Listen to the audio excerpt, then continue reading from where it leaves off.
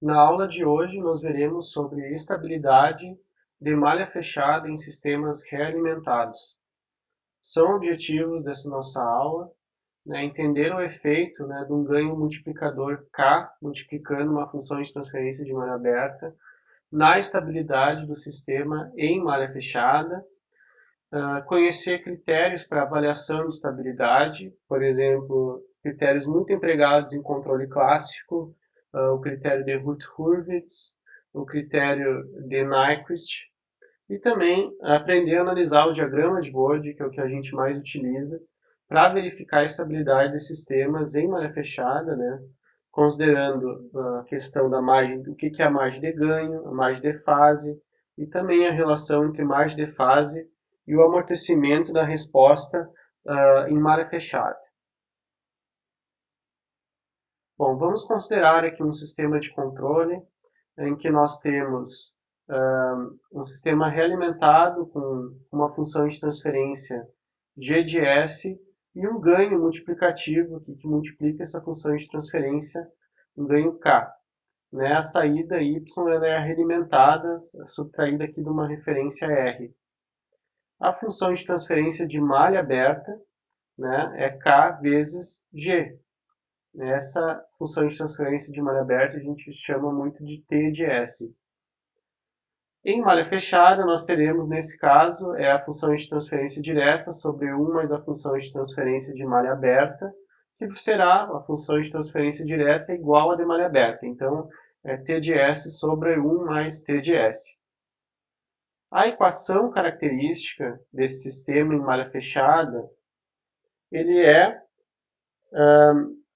o denominador dessa função de transferência de malha fechada, quando o denominador é igual a zero. Então, 1 mais t de s igual a zero, ou 1 mais kg de s igual a zero. Essa é a equação característica do sistema em malha fechada. Por que se chama equação característica? Pois as suas raízes dessa equação característica elas são os polos em malha fechada, e os polos que determinam como se comporta o sistema em malha fechada. Bom, uma questão importante é que a posição dos polos da equação característica no plano complexo S determina se o sistema será estável ou não em malha fechada. Para que o sistema seja estável em malha fechada, todos esses polos eles precisam ter a parte real negativa, de forma que a transformada inversa de Laplace é composta de exponenciais decrescentes. Então, todos os polos precisam estar no semiplano esquerdo do plano S, para o sistema em malha fechada ser estável. Então, a gente vai fazer uma análise. Dada a função de transferência g de s, 1 sobre s ao cubo mais 4s ao quadrado mais 3s mais 1, determinar os polos em malha fechada, variando esse ganho k, aqui de 1 até 20, e plotando a resposta ao degrau de referência R para todos esses casos. Então vamos fazer essa análise. Foi feita aqui em Python, vocês podem acessar o script aqui no Google Colab. Então ganho K, de 1 a 20, essa função arrange, ela faz um vetor, cria um vetor de um valor inicial até um valor final, com definido o passo, que no caso é igual a 1, o passo, E nós temos a função g de s, essa daqui já incluindo a biblioteca de controle. Então, a função de transferência, 1 sobre s ao cubo mais 4s ao quadrado mais 3s mais 1. Aqui está a nossa g de s, foi plotada aqui. O ganho k, a gente variou, o k ele é de 1 a 20, então a gente considerou aqui um k minúsculo dentro desse vetor ganho k, variando k para plotar aqui. A função de transferência de malha fechada usando esse comando feedback, nós vamos criar a função de transferência de malha fechada com essa equação aqui. Então, ao invés de usar diretamente t de s sobre 1 mais t de s, a gente usou o comando feedback, que ele já faz isso daí. Então, obtivemos os polos da função de transferência de malha fechada, ponto pol, usando o comando ponto pol, pegamos os três polos aqui. Como o sistema é de ordem 3, temos três polos, P1, P2 e P3. Então, aqui é feita a análise, né? Se tem algum polo N, comando N, cuja parte real seja maior que zero, né, nós temos o sistema instável. Caso contrário, ou seja, todos na parte do semiplano esquerdo, parte real menor que zero, nós temos todo o sistema estável. Né? Então aqui é feito o print do ganho K e dos polos, ganho K e dos polos obtidos em malha fechada e também aqui se é estável ou não é, essa string aqui. Por fim, é plotada aqui a resposta ao degrau, com esse comando step, né? Nós temos step do sistema em malha fechada, plotando a resposta ao degrau. Então vamos observar os resultados. Então, aqui está o plot com todo aquele for, né? Aquele comando de for variando o k de 1 até 20. Então, k de 1 a 20 nós temos os polos em malha fechada, aqui. Então a gente pode ver que a partir do k igual a 11, k igual a 12, nós já temos a parte real desses polos complexos conjugados, parte real positiva. Isso significa que o sistema é instável, né? Com k menor do que 11, a parte real de todos os polos é negativa, ou seja, o sistema é estável. Mas acima de 11, 12 em diante, nós temos sistema instável. Isso a gente pode verificar na resposta em malha fechada aqui. K igual a 10, igual a 1, K igual a 10 está estável, K igual a 11 está totalmente oscilatório, porque essa parte aqui está muito próximo ao eixo imaginário. Depois nós temos K igual a 12, que já está instável, e K igual a 20 está muito mais instável. Né? Inclusive o tempo para divergir é muito menor. A gente consegue ver aqui as respostas. Vocês podem ver lá no Colab, que é plotado as respostas para todos os valores de K, não somente esses. Além disso, uma questão interessante, se a gente usar esse aplicativo, que eu vou mostrar para vocês melhor no final, o CISOapp, um aplicativo que eu fiz em Python, que a gente tem interação, a gente consegue interagir com o gráfico. Né? Então a gente consegue, aqui fizemos a resposta de qual o valor dos polos em função do ganho K. Né? Nós temos três polos, então nós temos o valor do polo aqui, um dos valores está aqui, né? Para K igual a 1, um dos polos está nesse ponto, o outro nesse ponto vermelho e outro nesse ponto vermelho. São esses três polos que estão aqui, ó. Menos 3,27, esse menos 0,37, mais ou menos 0,69J, é para K igual a 1, é o que aparece nesse gráfico aqui. Esse valor que tem a parte real e os outros dois aqui. A gente consegue ver no gráfico. E nesse aplicativo a gente consegue variar o valor de K, né, de maneira interativa e verificar, em função do valor de K, qual a resposta. Que a gente já consegue ver que com K igual a 11,89, nós temos esses dois polos complexos conjugados no limite do semiplano, que no plano S, né, no limite do semiplano esquerdo, né? Está bem no eixo Y, com S igual a, com a parte imaginária variando e parte real igual a zero. A gente consegue ver aqui. E a partir de K maior do que isso, por exemplo, K igual a 20, nós temos os polos aqui dentro do semiplano direito. O sistema é instável. A gente consegue ver por esse aplicativo, pela sua interatividade. Então, uma questão interessante, né? Que sobre a estabilidade, continuando, que no controle clássico foram desenvolvidas técnicas para desenvolver estabilidade em malha fechada, né? Somente observando a função de malha aberta T de S igual a KG de S. Por que isso? Porque quando não existia computadores, era difícil, às vezes, de calcular a função de transferência de malha fechada e calcular os polos dessa função de transferência de malha fechada. Então foram desenvolvidas técnicas para observar como é que prevê a instabilidade em malha fechada, né, somente observando a função de transferência de malha aberta. Uma questão importante aqui nesse sistema realimentado, quando a função de transferência de malha fechada é singular, ou seja, instável, pois tende ao infinito, quando t tende ao infinito, né? Essa função de transferência ela é singular quando t de j ômega igual a menos 1, porque vai ficar um valor menos 1 sobre 0, esse resultado. Né? Algo sobre 0 vai para o infinito.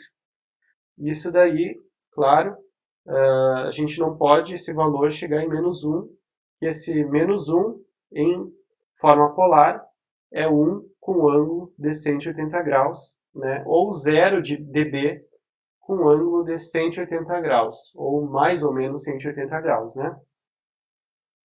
Então, isso daqui é uma questão importante que a partir dessa análise é feita no diagrama de Bode, no ponto com o ganho igual a 1, ou seja, 0 dB, né, em dB, e ângulo 180 graus, ou pode ser menos 180 graus, que é o mesmo ponto, né, do círculo. Então, isso aqui é uma questão importante, isso daqui. Depois a gente vai precisar disso. Então, quando t de j ômega é igual a menos 1, nós vamos ter uma chamada realimentação positiva, porque isso daqui é menos 1, com menos 1 aqui, nós vamos somar com a referência, isso daqui vai tender ao infinito. Né? Teremos uma realimentação positiva. E só que tem uma questão, essa realimentação positiva, ela pode ser estável, né? Quando esse ganho aqui, quando esse ganho de realimentação positiva for menor do que 1, pois a gente vai estar sempre somando com um valor decrescente ao longo do tempo, né? Vai ser estável, né? Mas quando a realimentação positiva ela estiver aqui com ganho negativo nesses dois e sempre somando com um valor maior do que 1, né? Nós teremos o sistema sempre instável. Então, uma questão importante que quando t de j ômega é negativo aqui, o valor é negativo, esse ganho aqui tem que ser sempre menor do que 1 para o sistema ser estável. Caso contrário, caso esse ganho seja maior ou igual a 1, teremos um sistema instável. Bom, isso daí é utilizado no diagrama de Bode, que a gente já vai verificar isso em seguida. Antes disso, tem outros dois critérios que são importantes utilizados em controle clássico. Um deles, aqui o critério de Hurwitz, que é um critério utilizado para verificar se uma determinada equação característica, um polinômio característico, possui raízes no semiplano direito, né, do plano S. A gente sabe que é possível calcular as raízes de um polinômio de ordem 2 através da fórmula de Bhaskara. Mas polinômios de ordem superior, ordem 3, ordem 4, ordem 5, já fica mais difícil o cálculo. Então, por isso que foi desenvolvido esse critério de Hurwitz, pelo menos para verificar se o polinômio, determinado polinômio, especialmente de ordem 3, ordem 4, assim por diante, teria raízes no semiplano direito. Né? Além disso, nós temos o critério de estabilidade de Nyquist, que é muito importante. Então, esses critérios são utilizados para determinar a estabilidade do sistema em malha fechada, sem calcular diretamente, né, as raízes do sistema em malha fechada. Né? Por quê? Porque foi desenvolvido numa época que nós não tínhamos computadores, né, que poderiam calcular as raízes de forma numérica. Né? Então, foi desenvolvido antes dos computadores. Então, como é que funciona o critério de Hurwitz? Ele é um algoritmo, né, que, dado uma determinada equação característica, com certos coeficientes aqui, essa equação característica, né, considerando esse primeiro coeficiente sendo positivo, né, se ele for negativo, é só a gente multiplicar por menos 1. Tudo. Então, esses coeficientes eles são organizados em uma tabela. Né? Aqui vai o AN, aqui é AN-2, aqui é AN-4, aqui vai o AN-1, aqui os coeficientes ímpares, né? a n-3, a n-5. Depois, esses valores b e c e assim por diante, eles são calculados a partir dos coeficientes aqui dos polinômios. Vocês podem verificar nos livros como fazer esse cálculo. O sistema ele vai ser estável, né, quando todos esses termos aqui dessa primeira coluna, dessa matriz, forem positivos. O sistema vai ser estável em malha fechada com essa equação característica em malha fechada. Vamos fazer um exemplo aqui. Fiz um script em Python, aqui no Colab, que vocês podem acessar, que ele calcula automaticamente essa matriz aí da tabela de Routh-Hurwitz. A gente pode ver se o sistema é estável ou não para uma dada equação característica. Vocês podem testar. Para K variando, naquela mesma G de S, K variando de 1 a 20. Então, aqui, por exemplo, K igual a 1, nós vimos que o sistema é estável. Essa equação característica do sistema aqui com K igual a 1. O sistema em malha fechada. A tabela de Routh-Hurwitz ficou essa daqui. A gente pode ver que todos os termos aqui são positivos. Não houve mudança de sinal. Então, o sistema é estável. Seguindo, aqui nós temos a função de transferência da equação característica com K igual a 20. Nós vimos que é instável anteriormente, através da resposta ao degrau, então, e pelos polos em malha fechada, que é resultado numérico, né? Pela tabela de Routh-Hurwitz, a gente consegue ver que tem um valor negativo. Isso indica que tem dois polos instáveis. O número de polos instáveis é o número de trocas de sinais que temos aqui nessa coluna. Nós trocamos o sinal do 4 para o menos 2, depois do menos 2 para o 21. Então temos duas trocas de sinais, são dois polos instáveis. Então esse sistema ele é instável, né, com K igual a 20. É o que a gente já viu anteriormente, só que agora, claro, com o critério de Routh-Hurwitz. O critério de estabilidade de Nyquist também é outro critério clássico, né, que é para verificar a estabilidade da malha fechada, verificando, claro, a função de transferência de malha aberta. O critério é o seguinte: quando nós temos uma função de transferência de malha aberta, se ela possuir K polos instáveis, né, é possível, claro, lembrando que é possível estabilizar em malha fechada uma função de transferência de malha aberta que possua polos instáveis, né? É possível estabilizar esse sistema.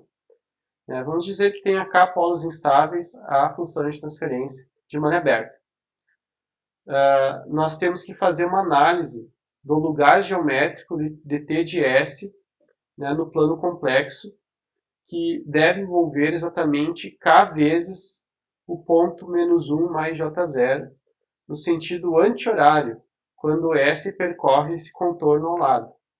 O que a gente faz análise? A gente substitui S por várias frequências aqui complexas, S igual a sigma mais J ômega, variando essa frequência dentro desse caminho que vai de zero, contornando zero aqui, até menos J infinito, depois vai para menos J infinito mais infinito, radianos por segundo, depois infinito radianos por segundo mais J infinito, depois até aqui, que é J infinito radianos por segundo, depois voltando para cá. A gente faz esse contorno do valor de S, variando aqui no semiplano direito do plano complexo S. Então, variando S, a gente calcula o resultado da função de transferência de malha aberta. Qual é o resultado substituindo S por esses valores aqui? Então, isso vai gerar uma forma geométrica interessante no plano complexo S. Aqui nós temos, variando S, nós poderemos formar formas bem interessantes. Aqui S variando em função daquele contorno lá, formou essa forma para aquela nossa função de transferência de malha aberta para K igual a 1. Aqui a gente pode ver, né, que não envolveu nenhuma vez o ponto menos 1 mais J0, que é esse ponto aqui marcado em vermelho. Não envolveu nenhuma vez esse ponto aqui. Isso significa que o sistema, ele em maré fechada, vai ser estável. Uma questão interessante aqui, que o sistema será estável. Por quê? Porque a função de transferência de malha aberta ela é naturalmente estável em malha aberta. Se ela fosse um sistema instável, por exemplo, um pêndulo invertido, teria que envolver uma vez esse ponto para que em malha fechada fosse estável. Mas nesse caso aqui, esse ponto não está sendo envolvido. Então, nesse caso, indica estabilidade. Em outro caso, agora variando para k igual a 20, a gente pode ver que variando S nesse contorno aqui, a gente obtém esse resultado interessante aqui da função t de S. Então, esse resultado vai envolver uma vez o ponto menos 1 do plano S. Isso indica aqui que nós temos o sistema instável em malha fechada, porque envolveu só uma vez aqui esse ponto, não era para envolver nenhuma vez. Então a gente tem um sistema instável, então a gente consegue analisar isso pelo critério de Nyquist. Seguindo agora, o diagrama de Bode, é interessante a gente analisar o diagrama de Bode, porque é o critério mais utilizado aqui para projeto de controladores clássicos. É o que a gente mais utiliza, porque a gente utiliza ali no aplicativo de projeto. O diagrama de Bode, a gente pode plotar o diagrama de Bode da função de transferência de malha aberta. Nesse caso aqui, a função de transferência de malha aberta é K vezes G de S, onde G de S é 1 sobre S ao cubo mais 4S ao quadrado mais 3S mais 1. A gente pode verificar aqui esse diagrama de Bode dessa função de transferência de malha aberta. O que a gente observa no diagrama de Bode para ver se o sistema em malha fechada será estável ou não? A gente precisa observar a realimentação positiva, ou seja, o que é a realimentação positiva? É se existe um ganho maior do que 1 quando a fase está em menos 180 graus, ou mais 180 graus. Nesse caso, está cruzando a fase aqui por menos 180. Então, uma questão importante, que esse ponto aqui, quando cruza menos 180 graus, nós temos que ter ganho do diagrama de Bode inferior a 1, ou seja, inferior a 0 dB, com ganho em dB. Isso que é o importante a gente analisar no diagrama de Bode. Verificar para ver se o sistema é estável, se existe algum ponto aqui que cruza menos 180 graus com ganho superior a 0 dB. Que isso seria ganho superior a 0 dB com menos 180 graus, representaria uma realimentação positiva. Isso a gente não quer realimentação positiva. Então, a partir dessa análise, a gente tem dois parâmetros aqui que a gente analisa. Um deles é a margem de fase. O que é a margem de fase? É um critério aqui que a gente analisa quando a função de transferência de malha aberta cruza por 0 dB. Aqui está a magnitude cruzando por 0 dB. Esse ponto aqui, nessa frequência. Nessa frequência, a gente analisa qual que é a fase. Margem de fase é qual a margem que nós temos de atraso para atrasar esse sistema sem cruzar o menos 180 graus. Nesse caso, daqui para cá, a gente pode ver que vai ser 61,41 graus a margem de fase. A gente pode ver pelo gráfico isso. Aqui é menos 120 e aqui é menos 180. Então, falta 60 graus aqui para chegar em 180 graus. Então, essa é a nossa margem de fase. E é analisada sempre quando a função de transferência de malha aberta, a magnitude cruza por 0 dB, que é o ponto que seria, claro, realimentação positiva. A gente não pode ter. Uma questão interessante da margem de fase é que ela indica, quanto maior a nossa margem de fase, né, acima de 60 graus, por exemplo, indica uma boa resposta em malha fechada, mais amortecido, né? Por exemplo, aqui uma margem de fase para um sistema de segunda ordem, né? Margem de fase de 60 graus vai ser equivalente a um psi de 0,60 alguma coisa, né?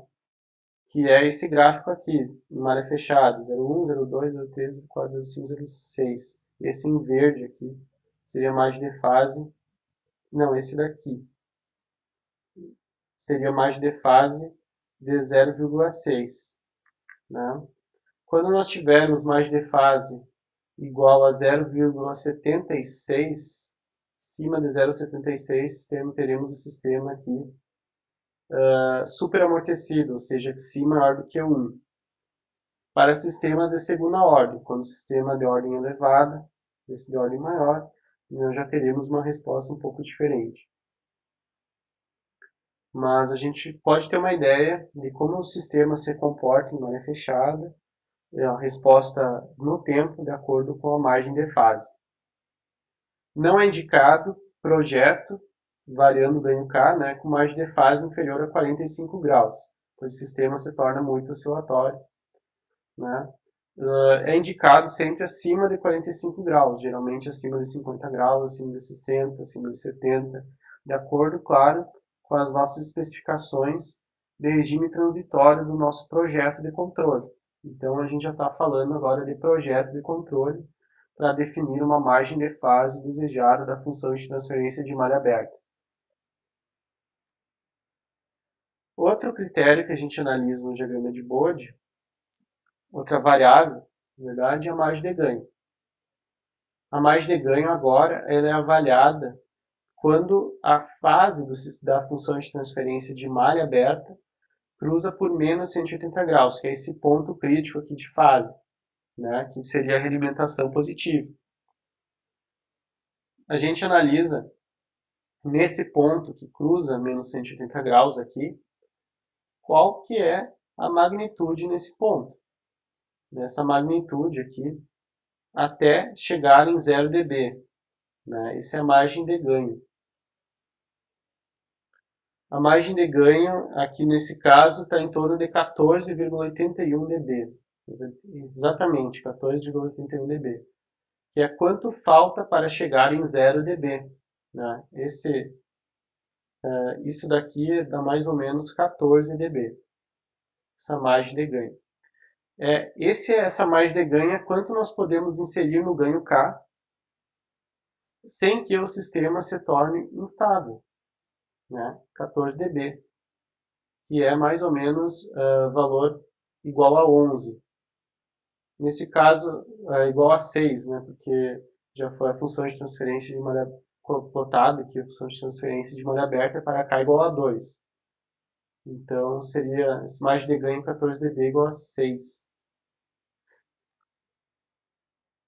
Bom, qual é o critério de estabilidade que a gente analisa no diagrama de Bode, que é um critério válido ali quando o sistema, não é para todos os casos, mas a gente analisa quando o sistema de malha aberta não tem todos os polos estáveis e todos os zeros no semiplano esquerdo.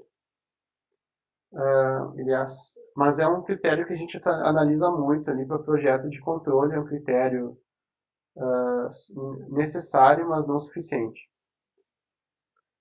Então, qual é o critério de estabilidade analisando o diagrama de Bode é analisar a margem de fase, ou seja, quanto que falta para chegar em menos 180 graus, aqui a fase, né, quando a magnitude cruza por 0 dB, e analisar também a margem de ganho, que é analisado aqui quando a fase cruza por menos 180 graus, é quanto que a gente consegue adicionar de ganho sem que o sistema se torne instável. Qual é o critério? É que a margem de ganho precisa ser superior a 0 dB, né? Esse valor tem que ser tem que cruzar por baixo, né, do 0 dB. E além disso, a margem de fase tem que ser superior a 0 graus. Tem que ser positivo, ou seja, essa curva tem que cruzar por cima do menos 180 graus. Não pode cruzar para baixo. Né? Então, a gente analisa dessa forma aqui. Nesse caso, nós temos a margem de ganho de 14 dB e a margem de fase de 61 graus, ou seja, o sistema é estável. Questão interessante, um parâmetro interessante dessa função de transferência de malha aberta é a frequência de cruzamento por 0 dB, que é a frequência onde a gente analisa a margem de fase. Essa frequência aqui está em 0,7 radianos por segundo. É uma frequência interessante porque ela representa muito de qual é a resposta dinâmica do sistema em malha fechada. Bom, outra questão também, a gente pode analisar vários desses critérios ao mesmo tempo, né, utilizando os aplicativos, que são os aplicativos utilizados para projeto de controladores clássicos. Né, então aqui, ó, nesse SISO-app, que vocês podem ver, está aqui no GitHub, eu deixei ele no GitHub aberto, e também aqui nesse Colab já está um exemplo dele funcionando. Vocês podem variar o ganho K através daqui, desse interativo aqui. Aqui está o ganho K, Cgain dB. Né? No caso está 6 dB, que é K igual a 2 aproximadamente. Né? Vocês podem utilizar zoom, ferramenta de zoom aqui, especialmente no lugar das raízes, analisar zoom aqui, zoom em janela, zoom com a roda do mouse, né, salvar figuras, etc. E também usar essa ferramenta de hover, essa daqui, para ver os pontos nos gráficos. Né? Então, vocês podem analisar, aqui está o ganho K, 1,9953, foi colocado lá, o ganho K real. Né? Aqui está a margem de fase, margem de ganho, phase margin 61 graus, margem de ganho 5 dB. Então, vocês podem analisar aqui, né, esse sistema, né, a função de transferência de malha aberta, de TDS, né, e analisar o lugar das raízes junto com a resposta em malha fechada, closed loop, Y closed loop. Vocês podem analisar todos os critérios ao mesmo tempo aqui com esse aplicativo, variando o ganho K. Certo? Isso a gente vai utilizar depois para o projeto de controladores, que é o tema da próxima aula. Então, como conclusões da nossa aula, nós temos que para um sistema estável, a realimentação ela não pode se tornar positiva, com ganho superior a 1 ou ganho superior a 0 dB. Né? O critério de Routh-Hurwitz ele é pouco utilizado atualmente, pois a gente tem ferramentas computacionais para analisar diretamente as raízes da função de transferência de malha fechada. O critério de estabilidade de Nyquist ele é mais importante, especialmente em alguns sistemas interessantes, né, que mais difíceis de serem analisados no diagrama de Bode, a gente pode analisar por Nyquist. Além disso, no diagrama de Bode a gente utiliza muito para projeto de controladores. Ele é válido ali com sistemas sem zeros instáveis e polos estáveis, né? Mas para a maioria dos sistemas que a gente faz projeto de controle, a gente pode usar o diagrama de Bode, observando a margem de fase e margem de ganho, que devem ser positivas. Quanto maior a margem de fase, especialmente superior a 60 graus, o sistema se torna mais amortecido. É importante fazer projeto de controle com margem de fase sempre superior a 45 graus. Esse diagrama de Bode, claro, ele é o método mais utilizado para projeto de controle clássico, e será o tema da próxima aula. Até mais, pessoal!